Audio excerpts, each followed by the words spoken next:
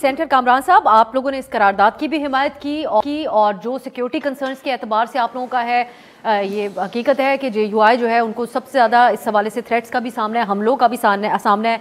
आज भी इंतहाई अफसोसनाक दो वाक़यात पेश आए हैं। एक शिमाली वज़ीरिस्तान में आज़ाद उम्मीदवार के ऊपर जो हमला हुआ, जांबहा कोस में और शहीद हुए, और तुरबत में भी वाक़या पेश आया। साबिक सेनेटर भी हैं और अब नून लीग के उम्मीदवार हैं बुलेदी साहब, वो उनके ऊपर भी अटैक हुआ। तो वो तो चीज़ें एक तरफ सिक्योरिटी हालात हैं जो हम एक पैटर्न के तौर पे देख रहे हैं कि पिछले कई महीनों से ये दिन ब दिन हालात ख़राब ही होते जा रहे हैं। लेकिन निगरान वज़ीर इत्तलात ये कहते हैं कि इससे अबतर हालात भी पाकिस्तान में इलेक्शंस हुए हैं, इलेक्शंस 8 फरवरी को ही होंगे।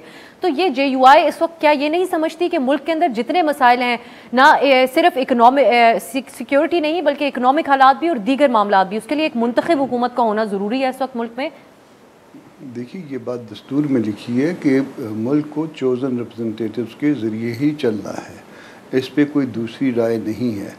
आपने कहा कि हमने करारदाद की हमायत की, करारदाद के वक्त हम मौजूद नहीं थे, बाद में मौलाना साहब ने बयान दिया था। सुन लीजिए ना। हाँ, बाद में हमारी नॉलेज में नहीं था उस वक्त, हम ना हाउस में थे, ना हमारे इल्म में था, ना एजेंडे का हिस्सा था। बाद में मौलाना साहब ने कहा कि ये मैं इससे इत्तफाक करता हूँ, मगर साथ ही जो है उसके दो हिस्से थे उनके स्टेटमेंट के।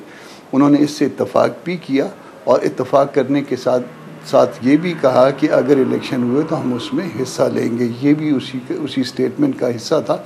अब वो हालात सुन लीजिए और समझ लीजिए जिसमें जो है हम कह रहे हैं कि हमें फेयर इलेक्शन चाहिए। फेयर इलेक्शन का मतलब सिर्फ ये नहीं है कि पोलिंग जो है ना वो ठीक हो। फेयर इलेक्शन का मतलब ये भी है कि पोलिंग से पहले जो है वो हालात भी ठीक हों जिसमें आपको कंपेन करने की भी आज़ादी हो। मौलाना को 12 तकरीबन एडवाइजरी नोट्स जारी हो चुके, थ्रेट लेटर्स जारी हो चुके जिसको फेडरल गवर्नमेंट कन्वे करती है हर रोज़।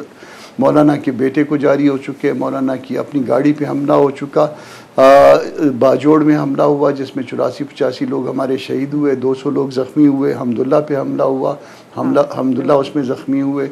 अकबर तरीन, सरदार अकबर तरीन पे हमला हुआ, उनके साथ 2-4 लोग गार्ड मारे गए, वो ख़ुद जो है ना लकीली बच गए। कारी साहब हमारे सूबा खैबर पख्तूनख्वा में, उन पे हमला हुआ, उनकी गाड़ी पे धमाका किया गया। इस्लामाबाद में एक वाक़या हो चुका। तुरबत में आज आपने बुलेदी साहब का वो कहा, बुलेदी साहब सेनेटर हमारे रहे हैं, मेरे ज़ाती दोस्त भी हैं, उनका भाई भी मेरे साथ जो है वो ऑफिस में मेरे साथ है।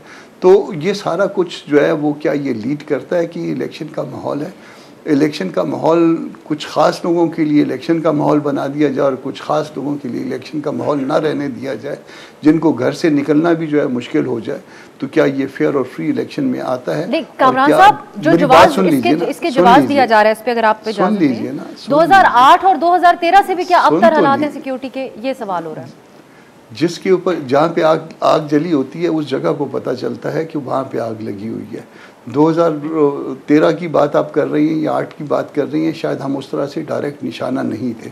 और आज अगर हम डायरेक्ट निशाना है और उसके ऊपर हम अपना ओपिनियन देते हैं, एक राय देते हैं, क्या उस राय देने पे कोई पाबंदी है? और साथ ये भी कहते हैं कि अगर इसके बावजूद इलेक्शन हुए तो इस इलेक्शन में हम हिस्सा लेंगे, तो क्या हमारी राय जो है वो किसी बदनीयती का वो मज़हर होगी?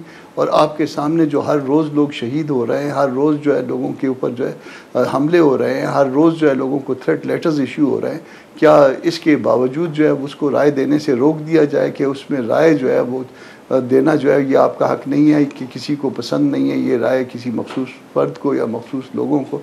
तो राय है हमारी, इस राय के बावजूद इलेक्शन कराना हमारा काम नहीं है, वो इलेक्शन कमीशन ऑफ पाकिस्तान का काम है, केयर टेकर्स का काम है। वो इलेक्शन करवाएंगे तो हम इसमें ज़रूर हिस्सा लेंगे।